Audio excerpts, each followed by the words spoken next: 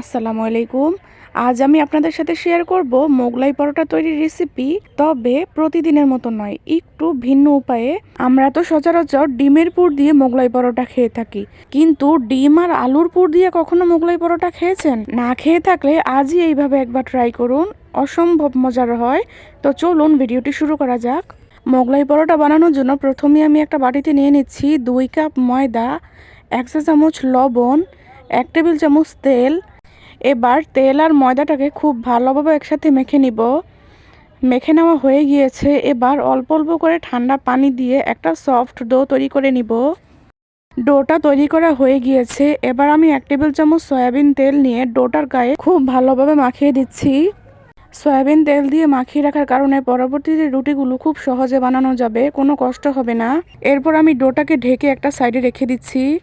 এবার আমি ভিতরের পুরটা বানিয়ে নিব। তার জন্য একটা বাটিতে নিয়ে নিয়েছি 1/3 কাপ পেঁয়াজ কুচি, কাঁচামরিচ কুচি, একটা মিডিয়াম সাইজের আলু সেদ্ধ করে নিয়েছি, সেটা গ্রেট করে দিয়ে দিচ্ছি। এরপর 2টা ডিম ভেঙে দিয়ে দিচ্ছি। এরপর দিচ্ছি স্বাদ মতো লবণ, সামান্য হলুদ গুঁড়া, 1 চা চামচ ধনে গুঁড়া, 1 চা চামচ জিরে গুঁড়া দিয়ে সবগুলো উপকরণকে খুব ভালোভাবে মিশিয়ে নিচ্ছি। আমার কাছে মনে হয়েছে ডিম কম হয়ে গিয়েছে, তাই আমি এখানে আরও একটা ডিম ভেঙে দিয়ে দিচ্ছি। এবার এই ডিমটাও খুব ভালোভাবে মিশিয়ে নিচ্ছি। মিশিয়ে নেওয়া হয়ে গিয়েছে। আমার মোগলাইয়ের পুরটা তৈরি। এরপর আমি যে ময়দাটা মেখে রেখেছিলাম সেই ময়দাটাকে আরও একটু মেখে নিচ্ছি। মেখে নেওয়া হয়ে গিয়েছে। এবার এখান থেকে ছোট ছোট করে কয়েকটা লেচি কেটে নিচ্ছি। এরপর এখান থেকে একটা লেচি নিয়ে একটু ময়দা ছিটিয়ে আমি রুটি বেলে নিচ্ছি। রুটিটা হালকা পাতলা করে বেলবেন, তাহলে মোগলাইটা খেতে একটু মজা লাগবে। আমার রুটিটা বেলা হয়ে গিয়েছে। এবার যে পুরটা বানিয়ে রেখেছিলাম সেখান থেকে কিছুটা পরিমাণ পুর ভিতরে দিয়ে দিচ্ছি। একটা চামচের সাহায্যে পুরটাকে একটু ছড়িয়ে দিচ্ছি।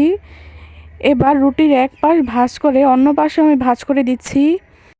এরপর উপরের দিকে একটু পানি লাগিয়ে ভাঁজ করে দিচ্ছি। একইভাবে আমি নিচের দিকে একটু পানি লাগিয়ে ভাঁজ করে দিচ্ছি। আপনারা দেখলেই বুঝতে পারবেন। মোগলাইটা বানানো হয়ে গিয়েছে। এবার আমি ভেজে নিচ্ছি। আমি আগে চুলায় তেল গরম করে নিয়েছিলাম।